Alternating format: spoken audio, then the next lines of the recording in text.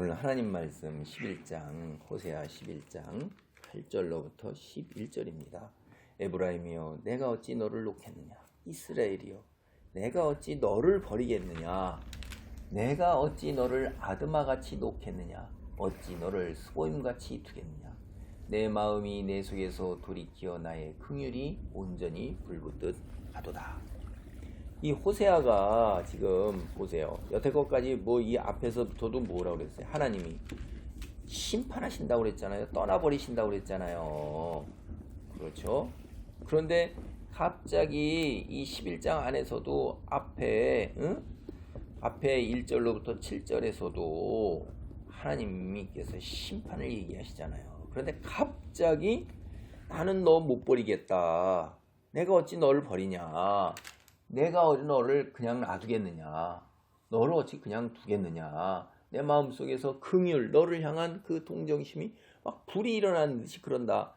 확 바뀌어버려요. 이렇게 180도가 완전히 바뀌잖아요. 어떻게 이렇게까지 바뀔 수가 있을까요? 여러분, 이거 호세아가 우리의 하나님의 사랑을 가장 극적이고 감정적으로 표현하는 거예요. 사람도 보세요. 여러분, 그 미움과 사랑이라는 게 백지창자이고 극과 극이라고 그러잖아요. 그래서 사람들 중에도 아주 그렇게 이렇게 집착해가지고 쫓아다니는 사람들을 아주 무서울 정도로 그런 것들이 있잖아요. 그게 그 사람들이 순간에 행해서 안 받아들여졌을 때 확 돌아선다 하는 거 여러분 아시죠? 그러니까 이것이 뭐냐면 주제와 분위기가 갑자기 심판에서 이제 구원으로 확 돌아서는 것은 감정이 막 앞뒤가 맞지 않잖아. 이게 격렬한 거예요. 이게 이 호세아의 글이 때로는 앞뒤가 잘 안 맞으면서 문장도 그러고 문법도 잘 안 맞아요. 막 이렇게 이게 하나님이 우리를 향해서 얼마나 그 주체할 수 없는 감정에 거친 숨결에 그 막 그냥 온갖 감정이 이렇게 바풍받쳐 오르는 그런 것들을 이렇게 표현하고 계시는 겁니다. 예를 들면 너를 버리려고 해도 내 마음이 허락하지 않는구나. 아무리 화가 나도 화나는 대로 할 수 없구나. 그래서 새 번역은 이런 식으로 여기를 번역을 하고 있습니다. 여러분, 이게 뭐예요? 우리 한번 그러니까 하나님의 이 모습을 우리들이 이해할 수 있도록 인간의 그것을 감정 변화나 인간의 모습으로 우리를 빗대어서 자꾸 표현을 해요. 온전한 비유는 아니지만 그렇게 해야지 우리가 그나마 실마리같이 깨달을 수 있으니까 그렇게 하는 겁니다. 그러면 이제 우리가 가족에서 잘못된 길을 가고 있는 자식이 있어요. 정말로 잘못됐어요. 어떻게 될지 뻔히 우리는 살아봤기 때문에 알아요. 거짓이요 속임수를 당하고 잘못된 길로 가서 망합니다. 그 파멸의 길로 가고 있어요. 어떻게 해요? 그 자식을 끝까지 옳은 길 가도록 가르치고 때리고 심지어는 저는 옛날에 얘기 들으면 눈썹도 밀어놓고 머리도 깎아놓고 다리를 피가 철철 흐르도록 때려도 그게 나간다 이 말이에요. 자기 갈 길로 간다 이 말이에요. 그러니까 자식이 끝까지 옳은 길 가기를 거부하는데 이 절망하면서 괴로워하는 부모님의 그 심정, 이게 이제 여기에 묘사되고 있는 거예요. 그게 지금 제가 읽어드린 8절과 9절입니다. 내가 나의 맹렬한 진노를 나타내지 아니하며 내가 다시는 에브라임을 멸하지 아니하리니 이는 내가 하나님이요 사람이 아님이라. 내 가운데 있는 거룩한 이인이 진노함으로 내게 임하지 아니하리라. 확 바뀌었잖아요. 기가 막히게 바뀐 거예요. 자식을 버렸으면 포기했으면 이렇게 하지 않습니다. 끝까지 포기하지 못하기 때문에 너무너무 사랑하기 때문에 막 그 잘못된 길에 대한 그 벌을 줘야 되는데도 그러면서도 그 속에서 소갈이하고 끙끙대고 절규하는 그게 모습이 그대로 이렇게 투영되고 있는 것입니다. 이게 우리 삶 속에서 실제로 그러하잖아요. 여러분, 그런데 여러분, 우리는 어떤 자리에 있습니까? 참 우리를 살펴봐야 돼요. 하나님이 나를 향해서 이렇게 하는데 나는 어떤 자리에 있는가 한번 생각해 보시고요.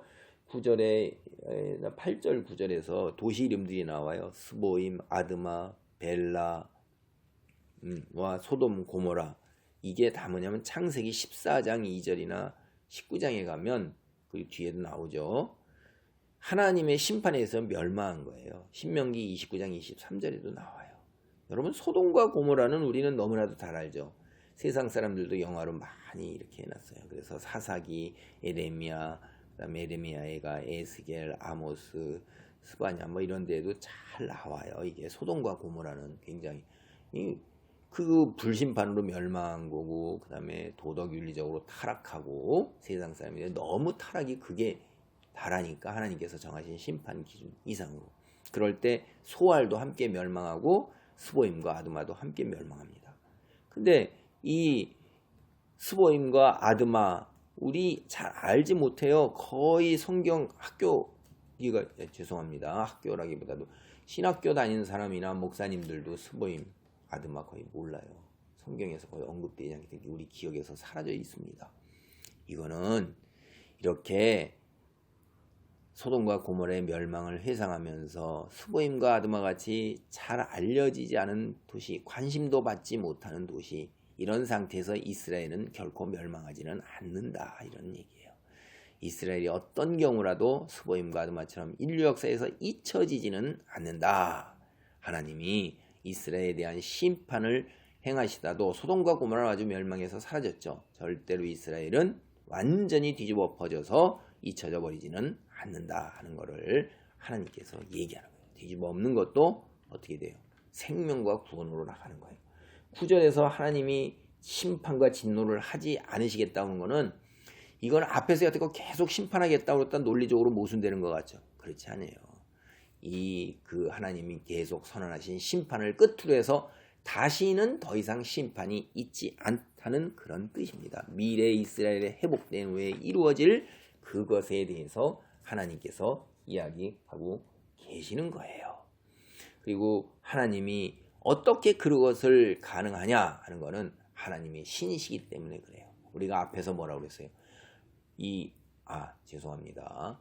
우리가 이 다니엘서에 보면 느부갓네살 왕이 뭐라고 하나님을 경배하고 찬양하면 하나님이 세상 나라뿐만 아니라 하늘나라에서도 왕이시므로 그분이 행하시는데 네가 어찌 그것을 그렇게 하느냐라고 말할 자가 없다고 느부갓네살 왕이 고백해요.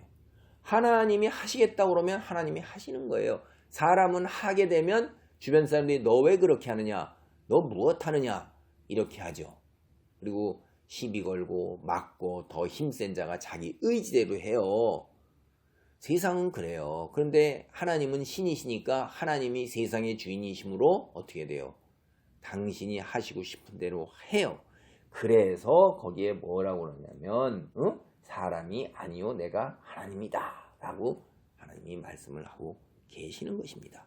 하나님은 용서할 수 없는 자를 용서하시고 버림받아 마땅한 자를 버리고 또는 품고 하는 게 하나님만이 하실 수 있는 거예요. 하나님이 전권을 가지고 계신 거예요.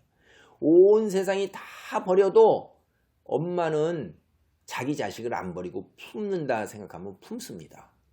이게 엄마가 가능한 거예요. 하나님은 온 세상이 다 버려도 하나님께서 받아들인다면 하나님이 받아들이시는 것입니다. 그 일을 호세아의 가정사를 통해서 받아들일 수 없는 고매를 호세아가 받아들이는 거예요. 그건 세상에서 있을 수 없는 일이에요. 하나님이 호세아의 가정으로 우리에게 빗대어서 그 이야기를 하시는 것입니다. 이제 이스라엘이 그 운명이 아수르로부터 회복되고 그 이야기를 10절 11절에서 하고 있어요. 그들은 사자처럼 소리를 내시는 여호와를 따를 것이라. 여호와께서 소리를 내시면 자손들이 서쪽에서부터 떨며오며 그들은 애굽에서부터 새같이 아수르에서부터 비둘기같이 떨며오리니 내가 그들의 집에 머물게 하리라. 나 여호와의 말이니라. 마지막 때 회복되는 게 연상되시죠? 그들 하나님의 성소에 이제 하나님께서 다 회복시키셔서 하는데 10절은 우리가 이게 민수기 24장 8절로 9절을 연상시키는 거예요. 민수기 24장 8절로 9절을 제가 읽어드리겠습니다. 하나님이 그를 애굽에서 인도하여 내셨으니 그 힘이 들소와 같도다. 그의 적국을 삼키고 그들의 뼈를 꺾으며 화살로 쏘아 깃두를 이루다. 꿇어앉고 누움이 수사자와 같고 암사자와 또 같으니 일으킬 자 누구이랴. 너를 축복하는 자마다 복을 받을 것이요 너를 저주하는 자마다 저주를 받을지로다. 민수기 24장 8절로 9절 이야기가 딱 이게 이스라엘 민족에 대한 이미지입니다. 이게 발람이 예언을 할 때 자신도 모르게 하나님이 주시는 말씀으로 이렇게 예언을 하는 거예요. 사자 이미지와 그 다음에 하나님께서 다시 일으키실 거라는 그 얘기. 그래서 여기 오늘 호세아 12장 10절에 이 사자처럼 소리를 내시는 여호와, 그 다음에 애굽에서 아수르에서부터 회복시키는 여호와, 출애굽을 재현시키신 거라는 하나님께서 예언을 하시는 거예요. 이집트는 이스라엘로 볼 때 남쪽 끝이에요. 아시리아는 북쪽 끝이에요. 온 사방에 흩어진 이스라엘 자손이 뭐처럼 와요? 새같이 빠르게 날아올 것입니다. 그런데 비둘기 이미지는 어떻게 됐어요?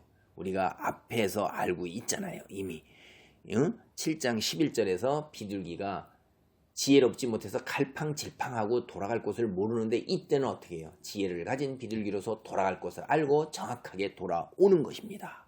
자, 이제 돌아오는데 그들이 떨며 오는 거예요. 왜 떨까요? 하나님의 임재하심과 하나님의 역사를 볼 때는 우리는 죄인이기 때문에 두려워 떨어요. 구약성경 내내 하나님의 임재하심 속에서 이스라엘 민족 전체가 떨었습니다. 우리도 오늘 하나님의 놀라운 역사를 보실 때 우리가 떨 거예요. 우리 자신이 너무나도 두렵고 힘든 겁니다. 하나님의 은혜를 입었기 때문에 너무나도 감격해서 떨어요. 경외 앞에서 경외로, 그 다음에 큰 놀라움과 두려움 속에서 우리가 하나님의 거룩한 백성으로 변화된 것, 그것이 표현이 바로 이러한 것입니다. 이러한 떨림이 우리 오늘 3회 자리에서 우리 모두에게 있기를 간절히 축원합니다. 아멘.